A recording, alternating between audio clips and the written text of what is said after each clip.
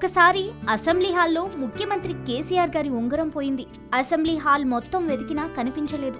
అప్పుడు కేసీఆర్ గారు నగర పోలీస్ కమిషనర్ మహేందర్ రెడ్డి గారిని పిలిపించి, కమిషనర్ గారు, నా ఉంగరం కనిపించడం లేదు. సెక్యూరిటీ సిబ్బంది అసెంబ్లీ హాల్ మొత్తం వెతికారు, అయినా దొరకలేదు. ఎవరో దొంగలించారని నా అనుమానం. దొంగలించిన వాళ్ళు మన సభలో ఎవరో అయ్యుండాలి, ఎవరో కనిపెట్టగలవా అని అడిగారు. కమిషనర్ ఒక నిమిషం ఆలోచించాడు. ఇది చాలా సులువైన పని ముఖ్యమంత్రి గారు. దొంగలించిన మనిషి గెడ్డంలో ఒక బియ్యపు గింజ ఉంటుంది. అందరి గెడ్డాలు పరీక్షిస్తే దొంగెవరో ఇట్టే కనిపెట్టొచ్చు అన్నారు. వెంటనే సభలో ఉత్తమ్ కుమార్ రెడ్డి తన గెడ్డం తడుముకున్నాడు. ఇది చూసిన కమిషనర్ వెంటనే దొంగని పట్టించాడు. ఈ సంఘటనతో కేసీఆర్ గారు చాలా ఆశ్చర్యపోయారు. కమిషనర్ గారు, మీకెలా తెలిసింది దొంగ గెడ్డంలో బియ్యపు గింజ ఉందని అని అడిగారు. ముఖ్యమంత్రి గారు, తప్పు చేసిన మనిషి మనస్సాక్షి ఎప్పుడూ భయపడుతూ ఉంటుంది.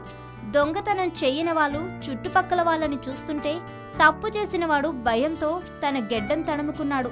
60 ఏళ్లు దోపిడీకి అలవాటు పడ్డ హస్తాలు కదా, ఊరికే ఉండవు కదా అని పోలీస్ కమిషనర్ వివరించారు.